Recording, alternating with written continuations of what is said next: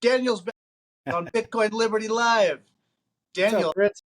hit some escape velocity from our fiat world, traveling in California, went to peer Santa Monica. Yeah, that was pretty good. I want to hear about that because Travis and I were talking last week how we missed it. And of course, Hmm. you like to go to so much. You were able to go to that. And yeah, Yeah, go. well, I got to meet some of the Swan guys. I got to meet Corey, sat down and chatted with him a little bit. It was Awesome. sort of funny because there was this lady there. Her name's Laura. Really, really nice lady. Sitting there chatting with her, and then the Swan guys kept sort of swarming around her. And she was an older lady. I think she was like 78, something like that. But I mean, really vibrant, really cool lady. Sitting there watching, and I was kind of like wondering, like, how come they're paying so much attention to this lady? It turns out she's like one of their high net worth investors. But Huh. she was like some defense contractor for like 20 years or something. I mean, she invented all these crazy like battery packs for the military and stuff. Oh, So she wow. was a really cool lady to to talk to. Just because it's kind of fun to make fun of boomers or whatnot. But she was like full on orange pilled, straight up, just right on message and everything. She was awesome. So I really enjoyed chatting with her. I love Um, the elder who is hip to yeah, change. yeah, Just when oh you're yeah. old, mental flexibility and you're paying attention and you're directional correct. I just love it. It's like a special thing. Oh yeah, it was awesome. But yeah, the Swan guys were real fond of her. I mean, I was kind of like, but I just happened to be sitting there talking. Like, I don't think the Swan guys would have paid 2 seconds worth of attention to me while I was there. But for the fact I was sitting next to this lady, and they just kind of come by and go, "Hey, Laura, how's it going?" I'm like, "Oh, you're sitting here too, huh? Okay, cool." But Cool.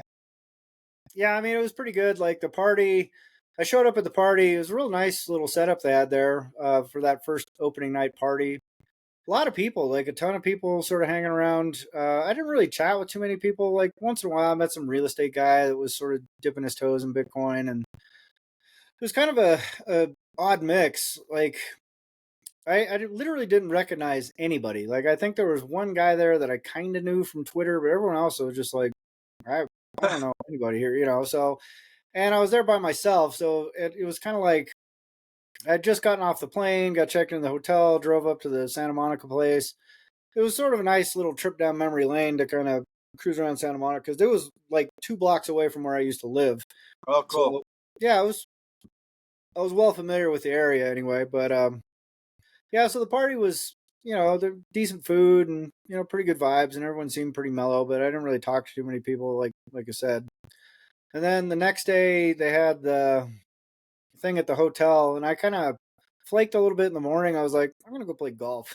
So I went and played golf because my hotel was like about a mile away from a golf course. So I went and goofed around, and played golf. I played a lot of golf. Like I wore a hole in my hand from Oh, shit. yeah, like just way too much golf. But and then Friday was the Bitcoin peer to peer thing, and I went down and when I first got there, my books weren't, I couldn't find my books anywhere. I was like, I sent these things, but I ran into the head of the, what's it, the Bitcoin, the firefighters union guy, Yeah. the Bitcoin workforce BTC, whatever. But he was like, some big fireman dude. Nice guy. He's super cool. I was like, hey, man, I sent a bunch of books, but I don't see him anywhere. He's like, oh, yeah, yeah, let me call this guy. And then all of a sudden I had a big box of books show up. I met all the kids down at the USC, the University of Southern California Bitcoin Club. And so I just gave them like 20 books. And here you go. And I handed a book to a couple of people. There's this really neat lady. I couldn't remember her name for the life of me. She was a mining lady. They had a little talk. It was like right on the Third Street Promenade, so they're kind of outdoor thing. They had a little booth set up, and they talked to a couple of lawmakers, like local California legislators, and they had some mining talks and pretty interesting stuff. Cool. I got to see the new Tuttle Twins Yeah. movie. I saw the premiere of that. That was pretty That was cool. good. Yeah, yeah, they did a really good job. But it was kind of fun listening to them talk about that a little bit. But Yeah. it was like right on the beach where they went. I was just sort of was like, oh, I could be cooped up and listen to a bunch of talks, or I could just go out and breathe some fresh air, and because like where the location was, it's literally your toes are in the sand if you walk out the back door. Yeah.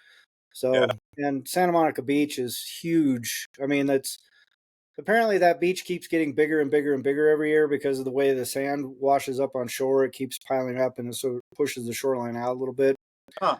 Because back in like the '60s, it was like a little sort of narrow beach, and now it's like probably close to 200 meters of sand before you hit the Huh. water. Yeah, so it's huge, but just a beautiful environment, you know. So it was nice. Must be But nice. yeah, a lot of golf though. Like Yeah, probably you're more de- golf than Bitcoin. you're probably feeling more and more detoxed every day. Oh God, it's night and day, dude. It's just like, uh, you know, it just feels nice to be away from it. Like, because every time I've come here before, like I'm always tired the whole time I'm here, and like it would be getting around to like today where I'd start being like, oh, I gotta go back, and oh man, you know, like Well, all that that's sort of stuff. whatever.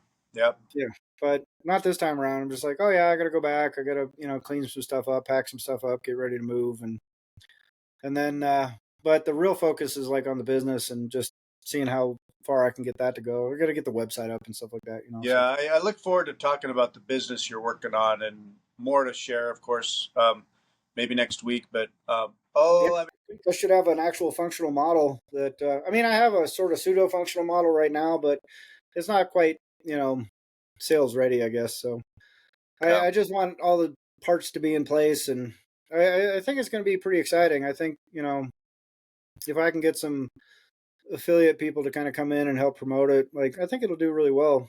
And you know, I mean, it kind of is what it is, right? Like either it does well or it doesn't. But yeah. you know, I saw a post a couple days ago on Twitter about someone showing off their seed plate sort of little thing they use with the you know little mini dealio with the washers and stuff, and yeah, they're like, "What? How do you store your seeds? yeah, What's I saw that. Yeah, yeah? What approach do you use?" And I wanted to write something, but it's not yeah, done.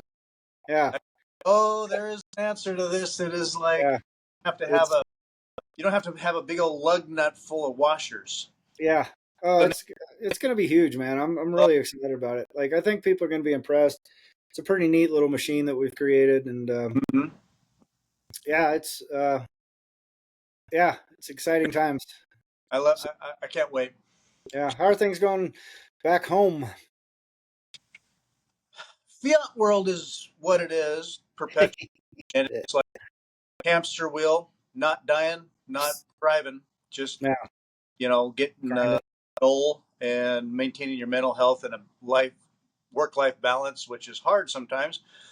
This morning though, I was getting my stuff together, my Bitcoin guy, um, and packing up my laptop and stuff, and my 3 year old, I'm carrying the B, my round B Yeah, deal, and I'm packing it up to go to the car, and my 3 year old comes out and she goes, "Daddy," because she's heard me talk about stuff, and she's asked what it is, and she don't know, but yeah. uh, uh, she goes, "Daddy, you have the B." My wife goes, "What's B for?" Thinking, she's in preschool, so A's for apple, B's for ball, whatever. All right. She goes, "Bitcoin, Bitcoin," and she Yeah, she she don't know what she don't know what Bitcoin is, but she knows what that is. yeah, And, yeah. Good she start. yeah, it's a start. She's 3 and she goes, "Bitcoin, Daddy, Bitcoin." I'm like, "Yes, my That's love." my girl. It brought tears to my heart. Anyway, she's so cute. I wanted to get it on video, and uh, then again, she's in her little jammies, and Yeah, uh, I get really. I'm very mindful of. I like to share with family and stuff. Videos, pictures, stuff of the kids, like whatever circumstance they're in. yeah, When you supervise all the sex offenders in your area, and you've got like 50 of them or whatever, and your daughter's in her underwear, yeah. jammies, Right. like, let's wait till you're dressed. Let's just not put this out in the world. Yeah. Yeah, I Exactly. used to not like worry about that kind of stuff, but in my line of work, it's like, no, I'm not going to put the cutest video in the world of my daughter in her jammies yet. Yeah. So anyway, Yeah. Unfortunate reality, I guess. But yeah, but Yeah, that was super cute. And working on for, my youngest boy, he's 11. He just turned 11. Uh, got a big balsa wood plane. Like he's built models and stuff, Yeah, but he like a kit, which is the balsa wood scored out piece by piece, building out the fuselage and the wings and everything about it. And yeah, it's more involved because you got to pin the stuff down and build this thing and let it cure. And it's delicate. And anyway, we worked on that last night. And nice. he wants to be a pilot. And we're not just gluing together chunks of plastic here. We're like making a plane, like a frame and Right. balsa. So next level kid project stuff. And then the kid in me comes out. And as you know, as you're got your X-Acto knife out, you're cutting the balsa wood, and we're being careful, and we sand it, and we get, it's some kinetic skills there, and we're just hanging out. And I've got the Swan put out Swan put out this little live channel of the live BTC price with some bullish music. Yeah, I reposted that. Yeah, I put that on. We're just listening to music. I'm just kind of my mindset, hanging with the boy, working on a project, learning stuff. BTC's happening, yeah. music. I was in the groove. It was Nice. Sounds awesome, man. um If your kid's interested in flying, there's a channel on YouTube you should really, really check out. It's called Pilot Debrief. This guy is awesome. He absolutely blew up. He's only been doing videos for like a year, but there's something about the guys. I think I've showed him to you in the past. There's just yeah, something about like his wrecks and stuff. delivery. Pardon? He's deconstructed crashes and Yeah, yeah. Like he was a accident investigator for the Air Force, and he flies for commercial airlines now. But just the channel is just awesome. Like you learn so much about flying and kind of what the reality of flying is, and things you got to be careful of and mindful of, and it's all safety focused, and it's all positive. And I mean, I think it would be great, if your kid's uh, interested in that kind of stuff. I'm like, my dad was a general aviation pilot for his whole life, oh wow. and I mean, like the first time I took the controls of an airplane, I was 5. So it's kind of in my blood, right? I mean, it terrified my mom because the first thing I did was put the thing in a dive. But you know, my dad quickly grabbed the controls and put it back in level flight. But so I've been around that kind of stuff my whole life, and I'm kind of like getting the bug a little bit. But I also know like I tend to be kind of. I feel like I'm the kind of person that could fall behind the plane pretty fast. Like I could get overwhelmed with stuff pretty quickly. So I don't know if it's the best choice for me to be in Gen Av, but Yeah. it's we'll see. We'll see how the new business goes. Maybe I'll go get myself a plane. Hey, someday private jet. Why not? Yeah, but yeah, you should get your kid a flight simulator too, man. They got these amazing, with the controls and stuff, and Yeah, get him flying, dude. Like if he gets by the time he gets 16, he already knows what the hell he's doing. He can be an airline pilot by the time he's 24. yeah. We've gone to the Wham Museum here, and he's really into it. He went on a flight. We looked at, okay, if we actually do, because there's some local programs at the regional airport and stuff, like for Yeah, kids. yeah, Yeah, you get in some hours, but and over time you just get familiar and you can learn and take classes. And yeah. we've uh, um, I know military is kind of a fast track route. I don't love the Hard, dude. It's hard, hard, hard, hard. I don't. I mean, down in there, the military's played this role for our fiat world that I don't love.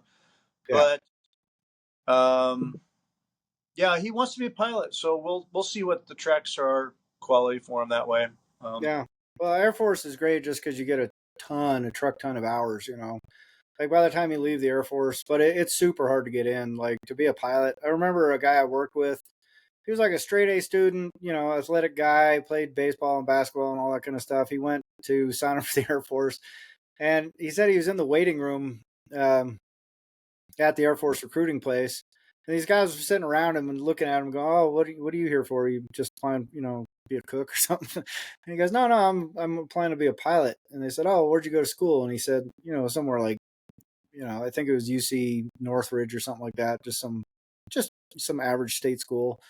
So yeah, I got a 3.8 GPA, and he said all of them kind of looked at each other and was just sort of laughing under their breath. And he's like, "What?" And these guys were all from like Yale, Harvard. They all had degrees, advanced degrees in aeronautical engineering, aerospace engineering, and they were all like 4.25 GPAs, and had been on some president's commission and all this crazy stuff. And he was sitting there just like, "Well, I got 3.8." And they're like, "Yeah, good luck with that, buddy." And he had a degree in like economics or something like that. So but he said he just went in and did the eye test, and there's like a depth thing. He said there's like a little square here and a little square here, and they said which one's closer, and he's like, I have no idea. So he got filtered out like real fast. I mean, they were just like, yeah, you're never going to be a pilot for the Air Force, That is buddy. competitive. Yeah, when Top Gun came out in the late '80s, early '90s, whatever. Man, I wanted to join the Navy or the Air Force or just pilot, whatever that is. Top Yeah, Gun, and yeah, I mean, I actually talked to a recruiter in my junior year of high school, and I've got glasses. I mean, I later yeah, had, but the recruiter said, "I'll be honest, you got to have natural, like high acuity vision. Yeah, yeah, 2010 vision." And I was like, "Oh, it's like not that you can't fly, we'll take you, but really, you're not going to be Top Gun." I was yeah. like, You're not flying fighter jets. "No, You might fly transport or something like that. But I mean, all that stuff. It's all awesome experience. If you can get to be a pilot, it's a pretty good gig. But because that guy, the pilot debrief guy, he came out. He was, he did, I don't know, 15, 20 years in the Air Force or something like that. And yeah, by that time, you've got 30, 40,000 hours of flying time, 50,000 hours of flying time. So 10,000 or whatever it is. I mean, it's pretty. You're like a shoe in to get a job flying. But cool." nowadays, there's such like a pilot shortage. Like it's actually not that hard of a path anymore, as long as you're not a complete potato. Yeah, and Microsoft Flight Simulator for a long time has been really high quality. They and Mm, Microsoft invested in that early and mm, developed. I mean, they're proving out kind of that simulation software world, yeah. but and you can learn a lot. I mean, Oh, tons. Yeah. all kinds of different planes, the controls. If you really dive in, my goodness, it's about as good a training as you could get virtually, short Yeah. of contraption. So, Right. Well, yeah, nowadays you can actually get the contraption. I mean, it's like 10 grand or something like that. But you can get these things that actually move, and you're 360 degrees surrounded by a cockpit, and it's got views on all sides. It's crazy what they're doing with uh, this stuff. And that's just going to get cheaper. So but even just Microsoft Simulator, they have like little control surfaces like a stick and a little yeah, dial, shit like that you can pick. But it's really good for procedural stuff, just in terms of sure, making sure you're checking things, making sure, but you can't duplicate obviously like flying, right? So, right. but practicing emergencies and just, because it's all muscle memory, and a lot of people take that stuff for granted. That's what the pilot debrief guy talks about. Every single episode is about people that took all this shit for granted, and then Right. ended up hitting the ground. But Yep. yeah, Microsoft on uh, their their stockholders election oh yeah, about that. Bitcoin. Should Microsoft invest in Bitcoin? And the board recommends no. We've looked at this and not pragmatic, Yeah. but as far as the Overton window goes, it's on there. Oh It yeah. pass. I mean, it's just a shareholder proposal, right? Like it's not Yeah. like anything. I mean, anybody that's a shareholder, can put one of those out, but as long as Yeah. they follow the form and procedure or whatever. But it's still not nothing. And I think Lynn Alden was sort of talking about it a little bit. But yeah, I mean, it's cool to see. Like, what was Dennis Porter's big thing? Was it Wyoming? Pennsylvania. Oh, was it Pennsylvania that he was? Well, what I saw recently, Pennsylvania passed Bitcoin rights bill. Yeah, just through their house though. Oh, maybe I thought it passed the whole both, but maybe not. I don't know. Mm, And pretty- a lot of states doing a lot of stuff. The one I saw just recently, in Pennsylvania, and it was the Bitcoin rights bill, and I thought it had passed, but it was yeah, it's Pennsylvania House of Representatives passed this crypto bill. okay. I mean, it was bipartisan through the House, which is kind of a big deal, but it's still Huh. got to go through the Senate, and then the governor's got to sign off on it. Yeah, step by step. I mean, state by state. Yeah, but someone was saying like, because didn't Cynthia Lumens have some announcement about Wyoming putting Bitcoin on the Treasury? Oh, yeah. I I bet thought that's. that's what Dennis Porter was like. He kept saying huge announcement tomorrow, and like all these like, um, I don't know. I mean, he was just like hyping the shit out of this stuff, and Well, and it's symbolic. I mean, state by state, you can say, "Oh, well, so okay, so Wyoming embraces it." It sets a precedent, and more states can go, oh, "Okay, you know, yeah, what are we against this, and why?" yeah, Um, and if there's a constituency for it, I mean, it's harder and harder to ignore, and it's money. When it comes down to being money, it's yeah, definitely ignore. yeah, exactly. So, I thought Cynthia Lumens, Lubin, yeah, Loomis, oh yeah, Loomis introduces strategic Bitcoin reserve legislation oh, okay. July 31st. But I thought this thing had like passed, or they had gone through with it, or something like that.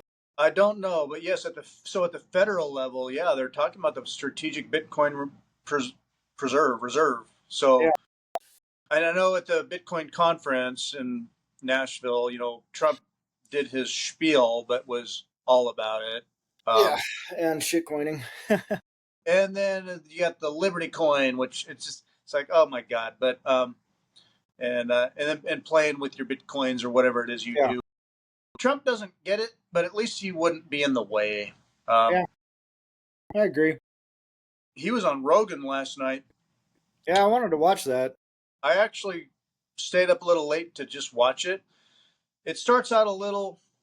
I'm critical, but it starts out a little slow in my mind where they're warming up and he kind of does his trope stuff.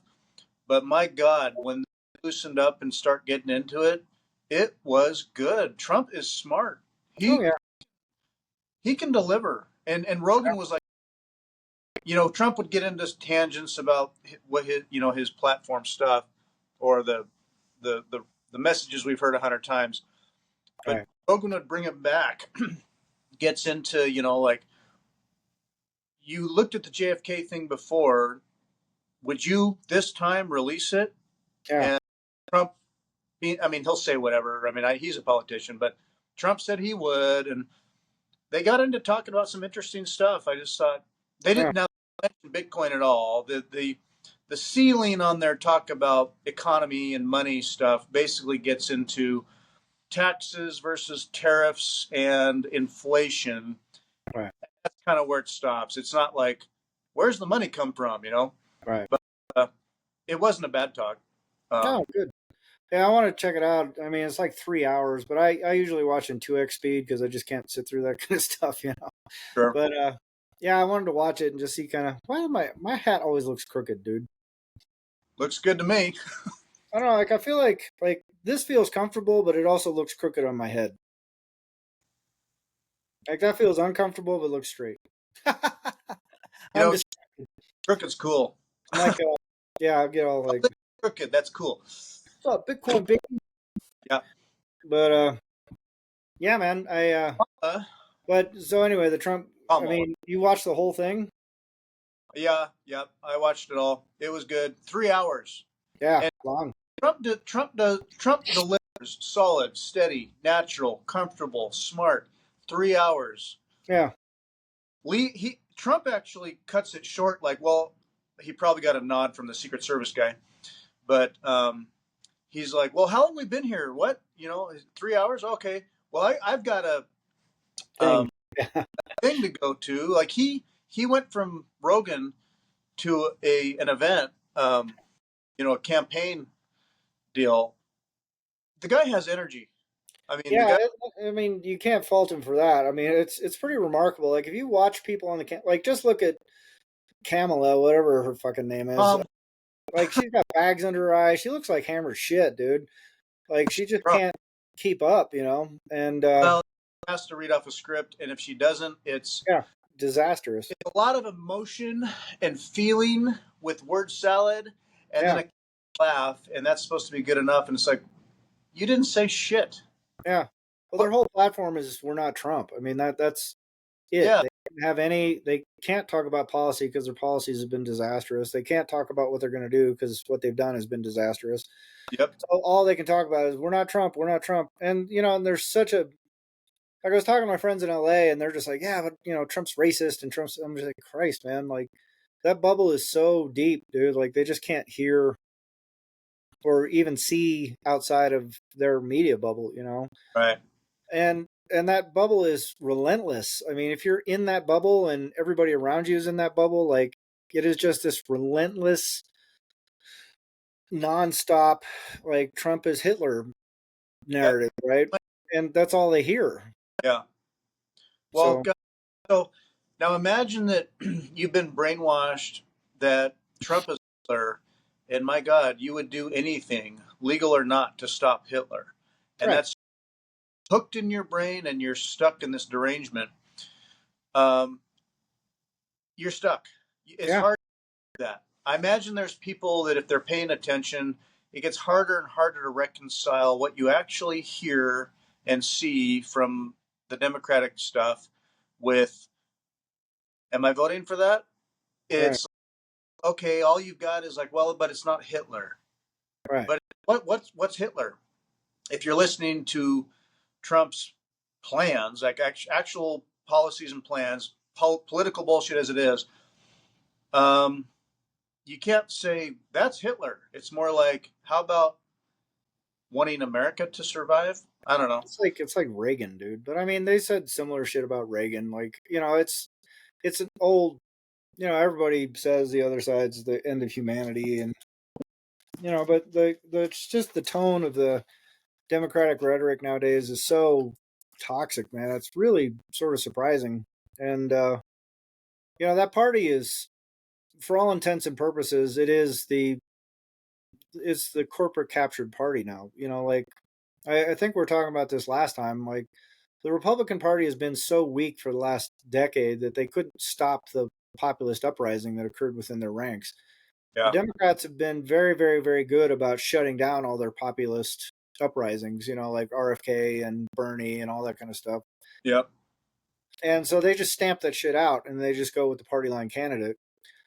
And the Republicans used to be able to do that kind of stuff. They just shut stuff down, but Trump just blew up the model and now they can't do it. And once they lost control of the narrative, then that party became sort of this wide open wackadoodle party. But it's I think it's net positive for the United States and the world in general. Did you see like Tulsi Gabbard jump ship and gets over there? I mean, we've got right now a legitimate lifelong Kennedy Democrat from the Kennedy bloodline who just Yep. jumped ship.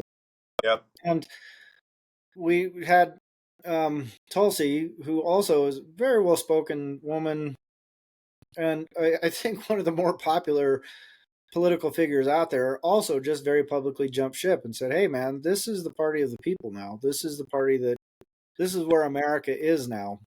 Yep. And it's not Reagan's. It's not the party of Dick Cheney. The party of Dick Cheney is now the Democrats.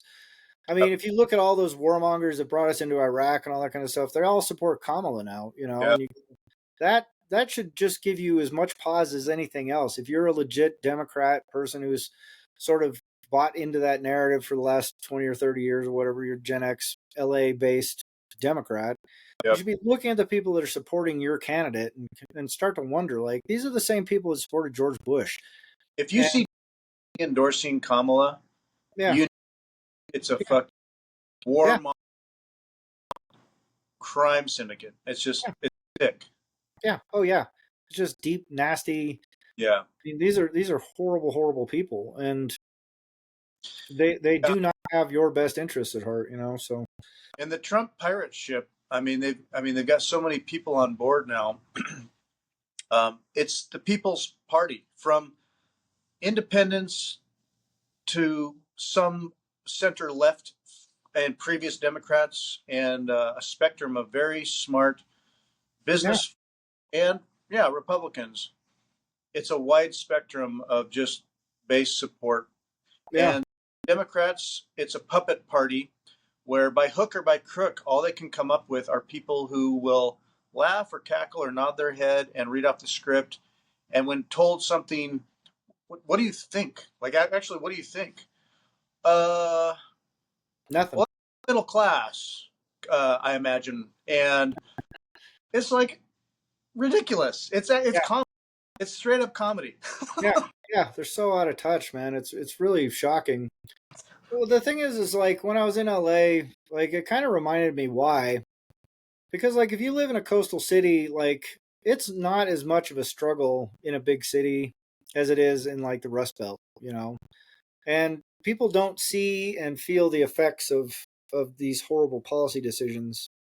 But it was the same thing I was saying a couple of weeks ago. Like if you took all those migrant kids or whatever and plunked them down in the middle of Beverly Hills, or you plunked them down in the middle of Kirkland or Redmond, Washington, or you plunked them down in the middle of like, you know, the nice areas of Chicago and all that kind of stuff, there would be an absolute riot. Those people would be, you Yeah, know, those people being those left leaning, hand wringing liberals would be screaming about how they don't want all these, you know, they would be trying to sound anti racist, quote unquote, while they're being grossly racist about stuff. exactly.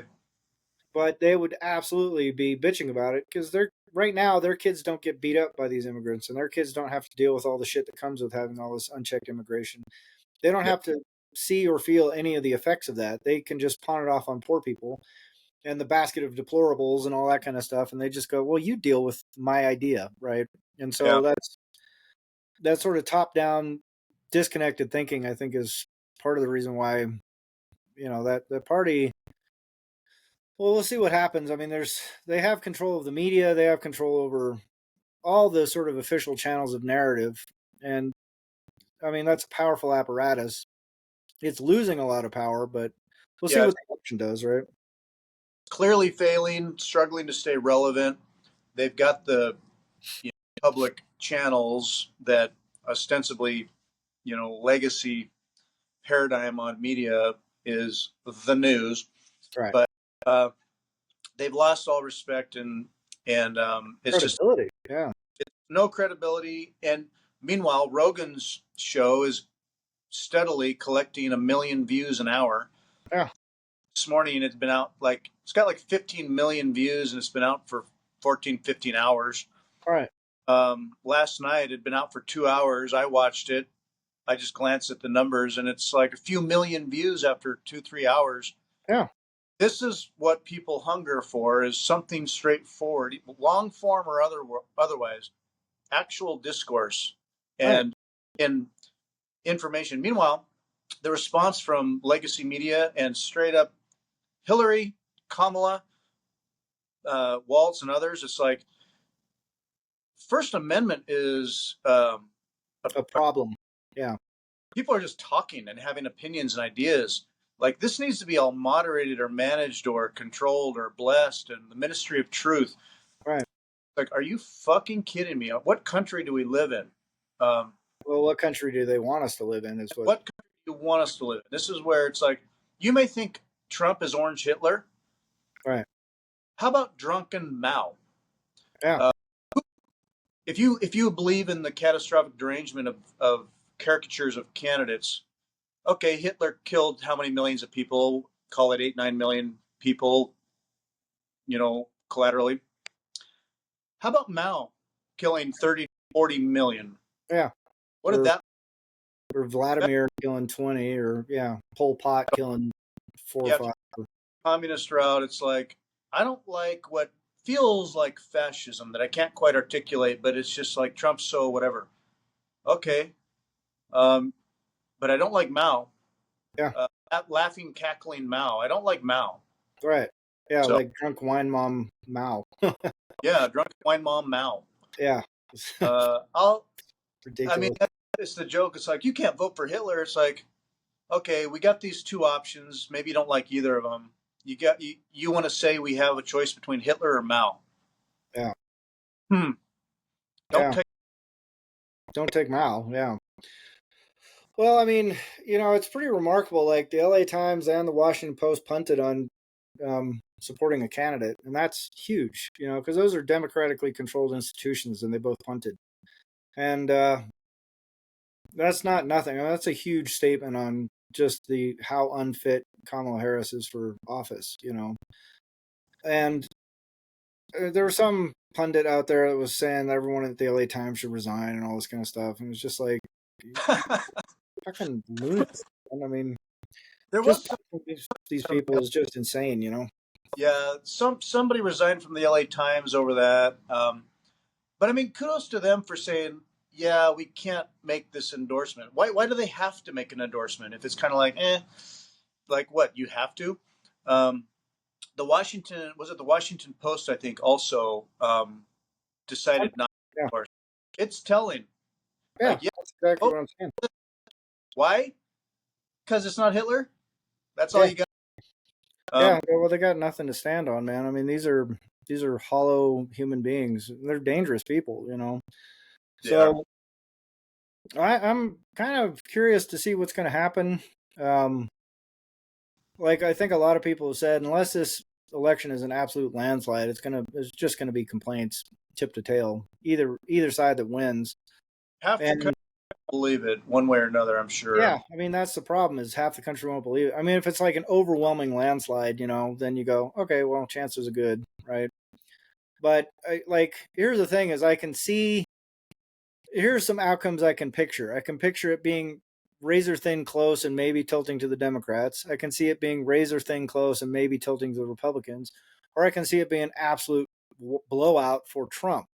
But Yeah, if there's like an absolute blowout for Kamala, you go, okay, the fix is in here, right? I mean, like that's the problem is like there's so little faith in that Democratic Party as far as I'm concerned yeah, that if I saw a result like that, like I could picture a Trump blowout 100%. I can envision totally. that and go, yeah, I get it. And I can Yep. also picture it being real close, but I cannot, under any circumstance, imagine a Democratic blowout, like a blue wave. I just can't see that.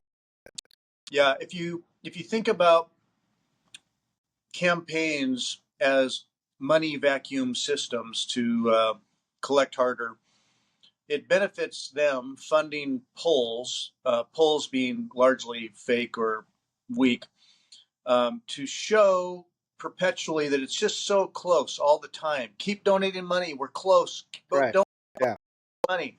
So people do because it must be close.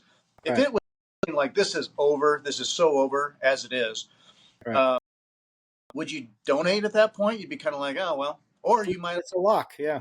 Yeah, also, you might not feel like I don't really need to vote either. By having it always contrivedly appear like it's very close, Yeah. it keeps eyeballs on the game Oh, yeah. and keeps people donating. Yeah. It does vote out too, which you kind of want if you get your people to vote. It keeps eyes on the ball. Yeah. Uh, Exactly. polls being fake. Now, also our election system. I'm curious what YouTube will shut us down for here, but polls being fake, elections being largely inauditable, and then um, hijinks already appearing, like particularly Pennsylvania. But you hear all this stuff about what was it? Election officials in Pennsylvania. There was a certain county. Was it Lancaster County or something? Yeah. And I can't remember. There was a county that they're seeing ballot problems and fake ballot stuff going on. And then there's always swirling allegations of like the Kraken and stuff. It's like I don't believe it, but I don't know. Who knows? That the Yeah. problem you can't know with our elections. It's like it could be nothing or it could be stuff, and no one can ever really know for sure. It's just this big fog of whatever happened, and like, well, we country's got to move forward. You can't audit it. You can't always know. Can't sort it out. It's too late, and no one trusts it. So rigged or not, I think in a way, my cynical brain goes to the idea that fixes are in, and it's been worked on and working on right now. And whatever the outcome is, at least half the country or so could plausibly, unless it's just a landslide like it likely would be. I mean, I'm biased, but could be a Reagan second term of Reagan here. Right. Uh, my thought is that people are going to have this sense of major distrust, like Oh, yeah. regardless of it was kind of close, no one trusted. Yeah. Also, a mindset that whatever party gets in, then the fix is just in now, folks. Right. Uh, every election after this, it's just controlled, contrived, managed, fixed. Yeah. Why does it have to be that way? I think one proposal Elon had was, Trump mentioned on Rogan actually, it's like, what is wrong with paper ballots, and what is wrong with verifying ID? Um, the Fifth District Court of the U.S. recently, like yesterday, I think they put out a ruling saying that ballots have to be in by the end of election day. Right. So part of the problem being, oh, everyone voted, and yet we still keep getting mailed ballot remote votes. Right. They're in. Hold your horses, folks. We don't know. Let's wait for the Wizard of Oz to keep counting here. Yeah. They're trickling in. Boy, wow, we had a lot of off-seas mail-ins. Yeah. Wow, it keeps trending. Yeah. Wait. We're going to wait long enough until the Democrats retain power. I mean, what they really ought to do if they just wanted to fix the whole problem is they just do in-person paper voting. That's it, right? I mean, it makes it pretty Yeah. simple. And but there's arguments. They go, well, it cuts down on voter participation, yada yada yada. So I mean, there's always they've been fussing about this stuff for ages. But like if we implemented ranked choice voting, that would be a huge thing. There's a lot of ways that we can improve our system, but we're mired in the Constitution and courts, right? And that just Yeah. it takes time for those kind of changes to go through. But right now, I think it's the level of heated rhetoric that for the last 15, 20 years has been so. It started with the Bush hanging Chad thing, and Oh it God. persists to this day. But I mean, in 2016, like the Democrats were calling the election fraudulent, and in 2020, Trump was calling the election fraudulent, and it's really easy to spin that because nobody really knows how these votes are collected or tallied or any of that stuff. So it's a complex, opaque process that most people don't give enough of a shit about to look into.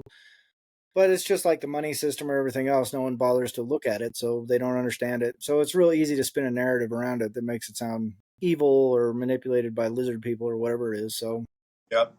I mean, you know, it is what it is. We'll see what happens, I guess. I'm cautiously optimistic.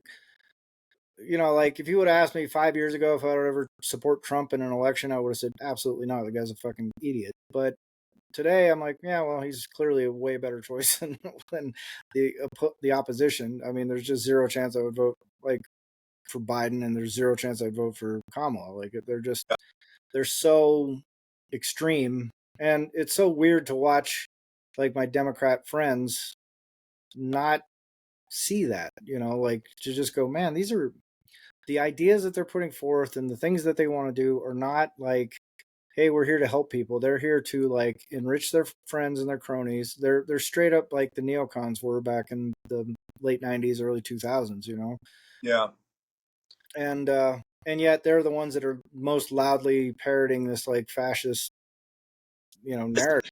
It's like it's really, I mean, it's just weird being an upside down world all the time is kind of what I'm getting at. Yeah. But, It's like, well, how do we fix the problem? Really? Like if America was a business and we got down to brass tacks and we got to fix the company, it's like the answers on either side. It's sort of like, well, we got an infinite money printer, so the answer is always just ideas that we will print money for Kamala or Trump. Well, what's the answer? We're going to do this. We're going to do that. We're going to do that. Okay, it's money printing all the way. right. Trump does bring up the idea of tariffs, which is interesting. Global economics wise, I don't know enough to know how well that would work. He actually brought, so I'm curious what you think about this because he brought up, I was surprised to hear it, but he's to Rogan, he said that with tariffs, we have so much leverage there that why are we collecting taxes? We don't need to collect taxes like we do. We can, like before we had the tax laws, how did we fund the country at all? People just think, well, you got to fund it with taxes, right?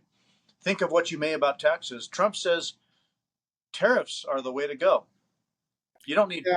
taxes. Well, Kind the of. I don't know how you don't steal regardless, taxes or tariffs or otherwise. No, you're tariffs are still a tax on you. I mean, yeah, they come around. like it doesn't. It just changes who's picking up the bill, right? But I that know. like if your stuff gets more expensive, but you don't pay income tax, but if your stuff gets 75% more expensive, but you don't pay income tax, you go, Right. well, how much better off am I? Kind of not really. The problem is the American way of life has been heavily subsidized by fiat printing and offshoring, right? Mm-hmm. So like all the neat stuff that we get is not because America's so productive. It's because we're so good at printing money and outsourcing inflation and outsourcing labor. And so you start slapping tariffs on things, and then it becomes more expensive to get all this cheap shit, and then we don't get cheap shit anymore. So it like Yep. under a sound money standard, and if you didn't have this massive Goliath, you know, Leviathan political apparatus, government structure apparatus, then yeah, what Trump is saying makes sense. But in the modern context, it's sort of nonsensical. I mean, it's almost comical in how nonsensical it becomes. And Gotta, it's just gotta, the problem is like the American ego can't hear that we're spoiled, right? Like they just can't.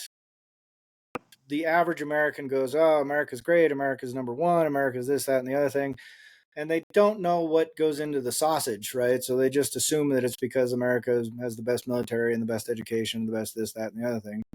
And the reality is, we have the biggest, best money printer, and we yep. can export inflation. So we get cheap stuff. The rest of the world gets debased continually, and our quality of life goes up for a short period until the debt becomes too excessive. And that's exactly where we're at right now.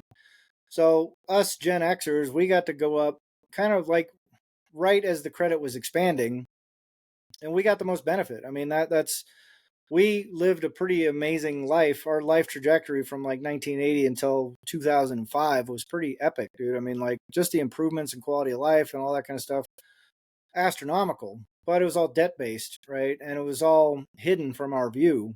And so it enabled people like me to go show up at some fucking post production house and just scoop money out of thin air for probably not a very critical function, right? But that's most people in the American economy. They don't really do anything as productive, or like David Graeber called them bullshit jobs, right? So there's a lot of bullshit jobs, and there's a lot of people living off bullshit jobs, and you start slapping tariffs on things and things like that. Like it's a 20-year process to bring all that industry back to America and retrain everybody, and in the meantime, people are going to get absolutely hammer fucked by it. So, you know, Right.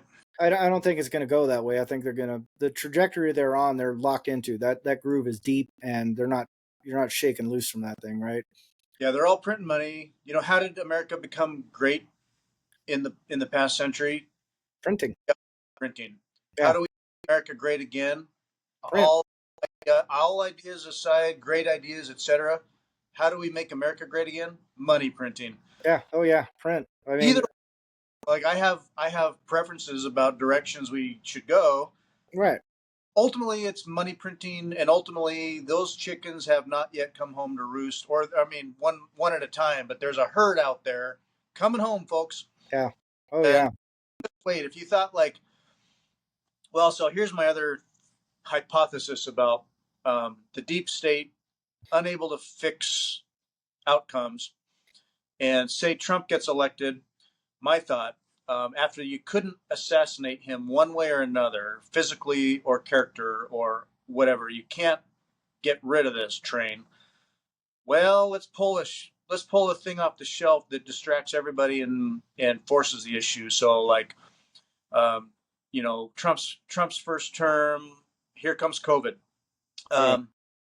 Um, Trump's second term, Trump gets reelected. Oh my God! Well, we lost, folks. Now what? Well, we got to up higher on the shelf. If you thought COVID was bad, just Right. wait. Yeah. Just it's Yeah. coming. Maybe. I mean, I don't think there's enough people that have enough control and authority to pull something like that off. I mean, I think we're gonna get banned from YouTube. I I said think. Pardon? I said the word COVID, so well, Yeah. Well, I mean, what's a euphemism? That I don't know. I mean, it's gonna get flagged just because current you thing. that thing. I think it was accidental, right? that's probably too far. Okay. Sorry, YouTube moderators or whatever robots listening to this. Christ Almighty, Out. I may have to edit this. maybe. We'll see. But I mean, depending on your particular orientation towards things, you know, I don't think that was an intentional design. How about that? I don't think COVID was an intentional design that people said, here's a way that we can um, take control of the world. Like, I just don't believe that theory. I know a lot of people, pandemic and all that kind of stuff. I do not believe that. I don't necessarily believe the official narrative either. I think there's plenty of scientific evidence and research that points to alternative theories about origins, not discounting the official narrative. I'm just saying there are competing theories out there and Sure. they're not implausible. How about that? Yeah. Let's see if this is worthy of a band hammer. But I certainly don't think a secret cabal of lizard people all got together and said, hey, we designed this new thing in this lab in China. We should release that on the world and just see what happens. Sure. And this is how we're going to seize power. Like, I don't think there's enough, like, a conspiracy of that magnitude is just, it boggles the mind and how to pull that off. Like, it seems much more likely that there are a group of people that might seek to capitalize on something that does get out or is spreading, but I don't think there's enough people that, I mean, maybe a handful of people could, but Yeah. that's a huge gamble, right? You go like, Right. let's just try it and hope for the best. Like, that doesn't seem like a plausible conspiracy unless you're hell bent on world destruction, right? So Yeah. That gets deep. So, because you saw people in very high levels of power literally grappling and struggling with, oh shit, what do we do? Maybe this, maybe that. We don't know, and it looks bad. Um, like they didn't know what to do at first, and they overreacted or felt like they were underreacting, or people didn't know. well, And what about that? You say they didn't know, but they did, because the Obama administration came up with a pandemic preparedness plan and that, they gamed it out for years and years and years. They had an entire playbook and said, if this happens, do this. And they just threw that goddamn thing out the window. So it's wow, like, you go, what are you people doing? Like, why would you abandon something that they tested and gamed out, and all the things that plan said don't do, they did. But that was also under the Trump administration. So who knows, right? But and there's sort of this perpetual ability to not let any good emergency go to waste. right. So the lockdowns and then the bailouts and then everything from that, the censorship and everything. But yeah, no, I hear you. Uh, Eric Weinstein was on Rogan early this month. Yeah. And he had a lot of really interesting things to say about Wuhan and what occurred and what it Oh, looked. now you said two keywords, man. You're I know I on may the have to. robot radar, dude. Someone. I mean, this is. I'm not. I'm not espousing medical advice. In fact, here I heard someone else talk about a topic where it was very informative and it really makes you think about. It's easy to Monday morning quarterback and look back and make it all seem to like, oh, it all makes sense. It was a plan. Right. And you also see things occur step after step and wonder, huh, well, that sure was convenient then. Yeah. So, anyway, I mean, it's really hard to say what would we do, in that sort of I, situation, because you don't know, like there's no one, there's I mean, I remember that time. It was frightening. It wasn't like, you're sitting there, and I know there's a lot of people would say to this day, like, oh, it's fake, or it's this, or it's that. And I go, I had to deal with it firsthand in a prison. yeah, And I can tell you with absolute certainty that it certainly wasn't fake, right? Like, there wasn't some sort of, like, I watched people get really sick and die over and over and over again. So it wasn't like this, it wasn't the flu. It wasn't some little tiny thing. It was deadly. It was serious, and it was frightening. And if you're not prepared to deal with that as an executive, like Trump dropped the ball bad, dude. Like he's the guy that oversaw the lockdowns, and it's really people don't like hearing that, but it's the truth. And you can say, oh well, it was Fauci made him do it and this and that. But I go, how does the director of a medical facility tell the president what to do? Like that doesn't. The president is supposed to be the person that supports the Constitution, right? And stands up for that stuff. So Yeah, it's I like think that's Kennedy's point. yeah, your constituents are all clamoring for some kind of leadership on the issue. Right. Who aren't sure what to do. You Right. defer leadership to ministers of health for some semblance of of leadership, and people crave the leadership. So it's like, what do we do? What do we do? There's nobody really knows. It's like, well, wear masks. Yeah. Okay, sounds good. And then people, it's something to do. Right.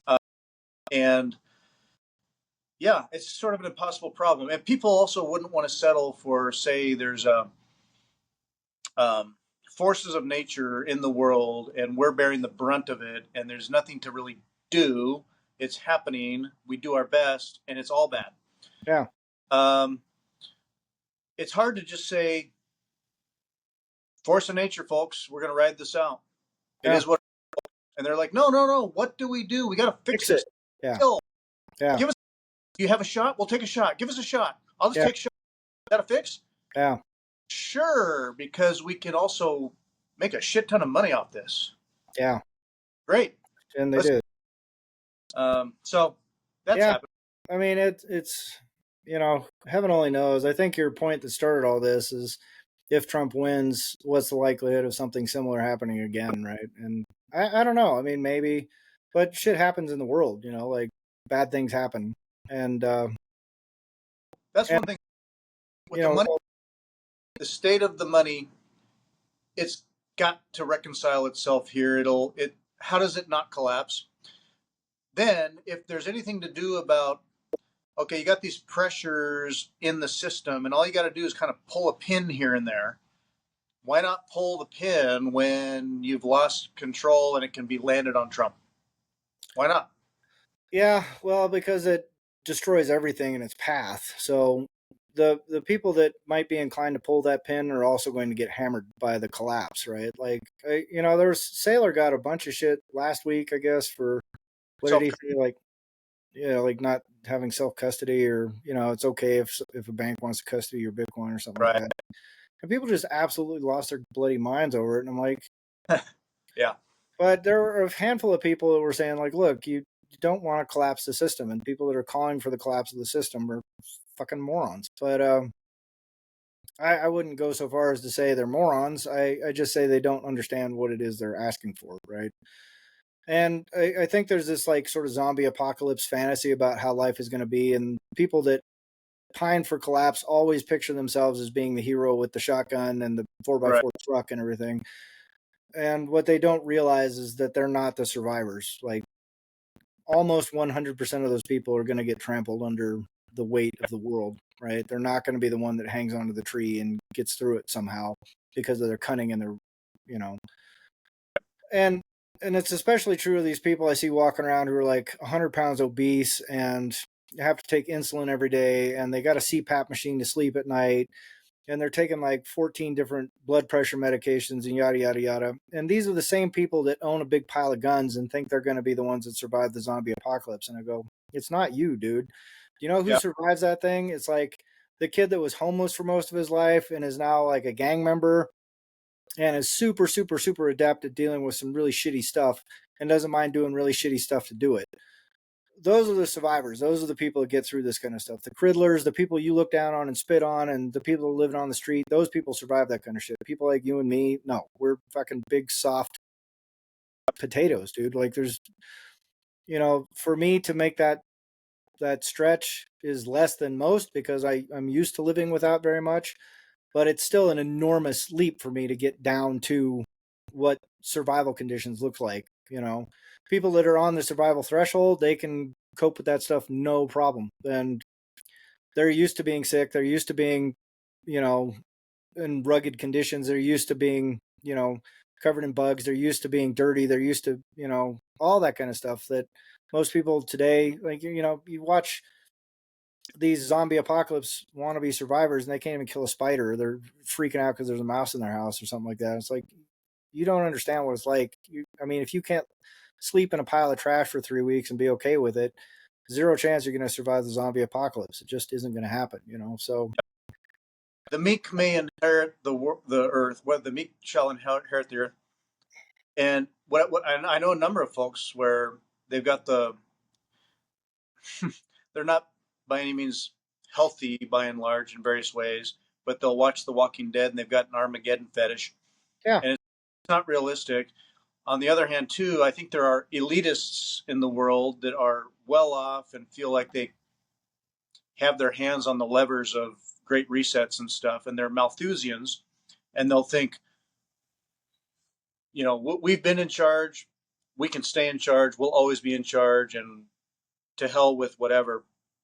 And maybe in an elitist way, they, you know, conceitedly believe that they can do what they want and pull linchpins. I don't know. yeah. Well, those are the people that get hammered the hardest, right? Like when, if this debt bubble truly does collapse, and if this debt crisis really unfolds the way people are hoping it will for some bizarre reason, the people at the top of that food chain get hammered the hardest. They fall the furthest. They're the ones that are most deeply affected by that. Like you and me, it's going to suck for us. Like it's, you know, our quality of life declines pretty rapidly, but we're not going to be losing like access to our mansions, our private planes, our vacation homes, our 401, or not our 401ks, but our huge stock portfolios. Like all those people get wiped out like overnight. And they have, like, if you think it's hard to adjust from being like a middle class guy to a lower middle class guy, or down to like a lower class guy, like you lost your job and now the best job you can find is working at McDonald's, like that's a steep drop. But it's nothing compared to being the guy who last week was, you know, thinking about taking a helicopter ski vacation to the Switzerland, to Sure. the Swiss Alps or whatever, and now has to go dig food out of the fucking trash can. Like they just cannot make that adjustment. Yeah. And their attitude and their ego won't allow them to. Like they'll starve to death before they start doing stuff like that, you know. So it's, The so higher, those people, if they decide to pull those pins, they, you know, it's like a suicide mission. They're literally, you know, oh, I said the S word now. It's like a self harm mission. the higher they are, the harder they have to Yeah. fall. Oh yeah, yeah. I mean, it's just steep, steep, steep, steep drop. But it's Yeah. like all these boomers, you know, like my parents here and stuff. I go, man, you don't understand what it's like. You know, like if my mom had to go back to what it was like post war Korea, like I don't think she's going to be doing real well. You know. Sure. But she probably has enough resilience left over from that experience that would help carry her through that. There's very few Americans that do right now, you know. Yeah. Like even those kids are off in combat in Iraq and Afghanistan and stuff like that. Like every weekend they're drinking beer and having barbecues and playing Xbox. So they were austere conditions, they were scary conditions, but they didn't have to suffer like the locals did, you know. So Yeah. And hard times make hard people. And in one sense, I feel like um, I don't wish for it. I hate to see that, it'll come back around, reality will hit. I also feel like a lot of people are just going to have freaked out Walking Dead zombies, not, lost. But there's a lot of people that, yeah, if you're grounded or you've been low, you would rise to the occasion and sort things out, and communities are going to come together and figure it out. Now, the white pill, and as your book is written for, the Great Realignment, however, gives us some winds behind our sails to fix all this. yeah. Oh yeah. There, it doesn't have to collapse. It can realign very well over Yeah. time. Granted that there's no some big calamity and it all falls apart. We decapitate its state and then it's shit. So that's what I hope for, you Hope, know. yes, there's hope. And meanwhile, the European Central Bank, Federal Reserve, they put out these academic papers about how, one, Bitcoin is worthless. Two, it's unfair because people who have it will be rich and people who don't will be poor. Yeah. And it's I mean, the these people are losing the plot, you know, yeah, but they lost the plot a long time ago. They're used to having the ability, or at least the illusion of being able to control what they're doing, right?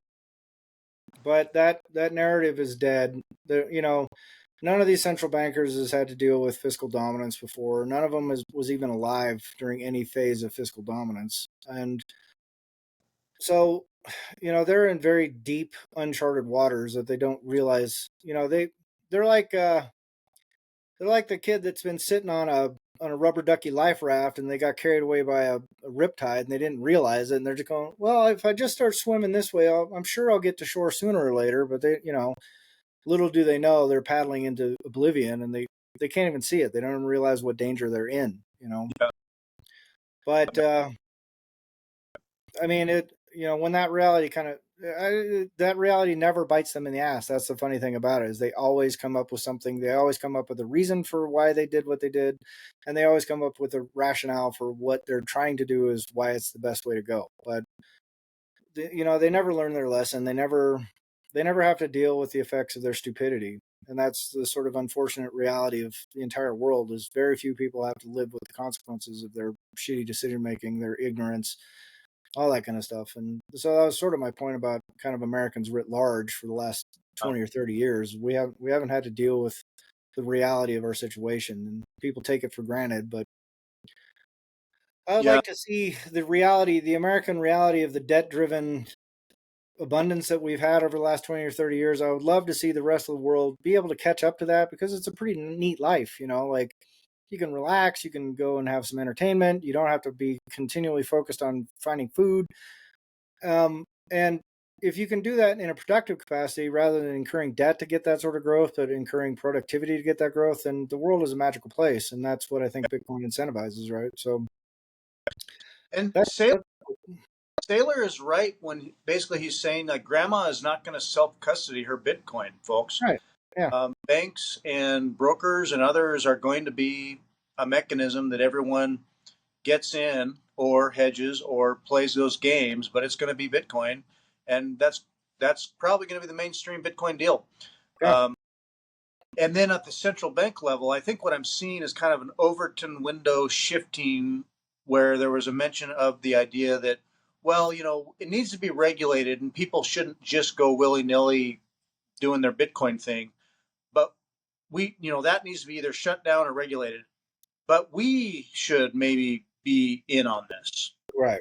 I And think big banks are now like, well, we need to be in on this for our reasons, but the people themselves, like that needs to be totally controlled and or prevented. But right. we'll,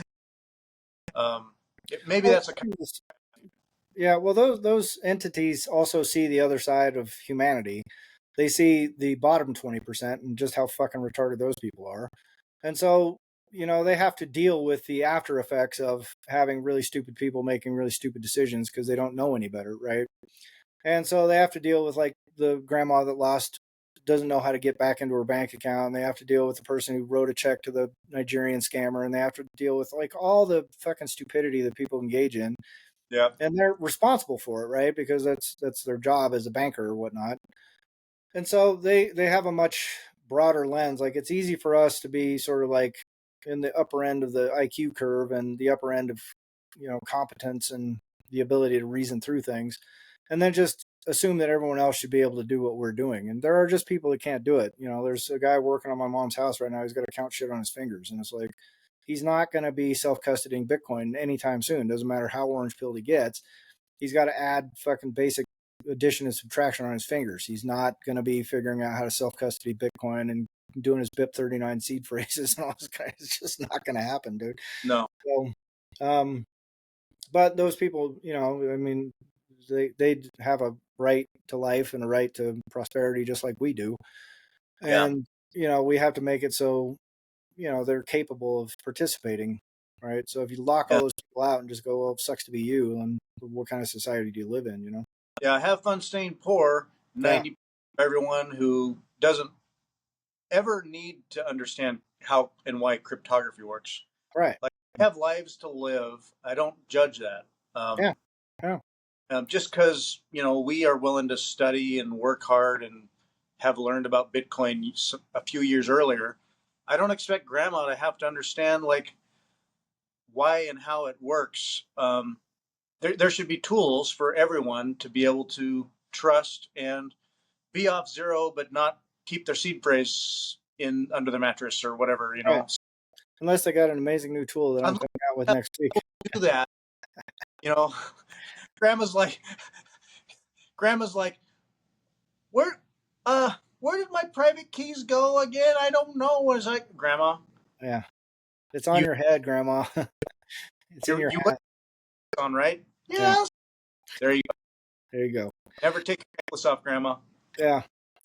Well, I mean that, well, I mean even just designing this product, right? Like since I came up with the idea and decided I wanted to proceed with it, I've now had to learn CAD software, CAD design, manufacturing tolerances, like different design specifications, how these different manufacturing processes work, what these supply chains look like. Yep. I mean, this enormous volume of information. And as I reflect on it, I go, I am blessed that I have the ability to reason my way through this kind of stuff, and I'm probably still screwing stuff up, right? Sure. But for the Bitcoiners, it's like the assumption that I would be making if I was making a Bitcoin analogy is that everybody that does everything has to figure out all this shit too. And just not everybody's capable of doing that, right? Just not everybody is going to get like all those little nuances, So it's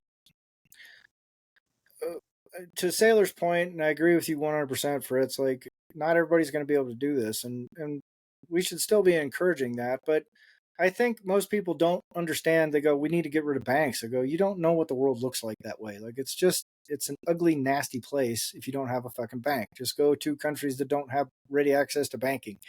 And tell me how awesome life is. It just sucks, man. It's Yeah. pretty convenient to be able to whip out a piece of plastic and get a box full of food. And to take that for granted and just assume you'll still get to have your box full of food after you get rid of the central component and making that food get distributed is fucking lunacy. I mean, it's just madness to think that way. So I don't know, man. We're on the cusp of creating a pretty amazing world.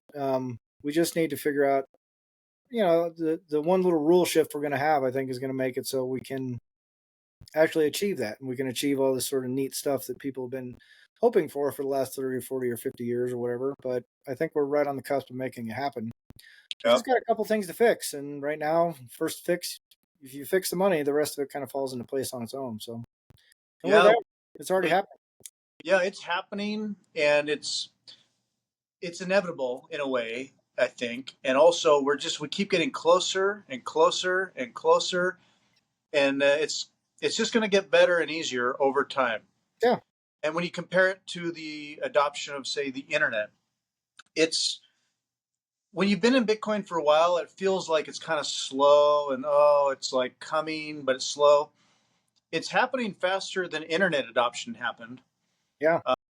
Our attention spans being like, my God, it's been out for a decade now, or whatever.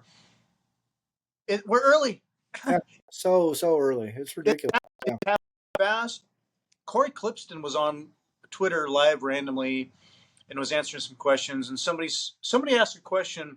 He was answering questions that came in live stream, and one of the questions was something like, second to El Salvador, what's the next country that is most pro Bitcoin or on the cusp of being pro Bitcoin? I think that matters. And honestly, in a manner of sense, Corey answered it in the sense that people shit on America for being, putting up walls around Bitcoin and stuff. But he says, look at in America. I'm distilling what he basically was getting to, but America, between the ETFs and various things state by state and things happening in the US, you could judge it for being stodgy on Bitcoin. Right. So much has changed this year. Yeah. So much has changed this year. It's incredible. Yeah. Oh, So yeah. So, I mean, I agree with that. Like, yeah, El Salvador might have Bitcoin on their balance sheet, but I mean, if you just look at the innovation and all that kind of stuff and the rate of adoption and the narrative shift worldwide, like, I don't think there's been as profound a narrative shift as has happened in the United States of America around Bitcoin. I mean, but presidential candidates are talking about Bitcoin. Like, I used to say this all the time. I go, if you had told me 3 years ago that Larry Fink would be on CNBC shilling Bitcoin, I would have told you you're a lunatic. Like, there's zero chance that's ever going to happen, right?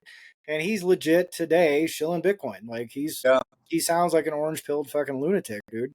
And he's the manager of BlackRock. Yep. You got President Trump talking to Bitcoin people. You got 2 of 3 presidential candidates were openly embracing and talking to Bitcoiners about Bitcoin and saying it on the campaign trail. We've got state senators and federal senators for various states talking about Bitcoin.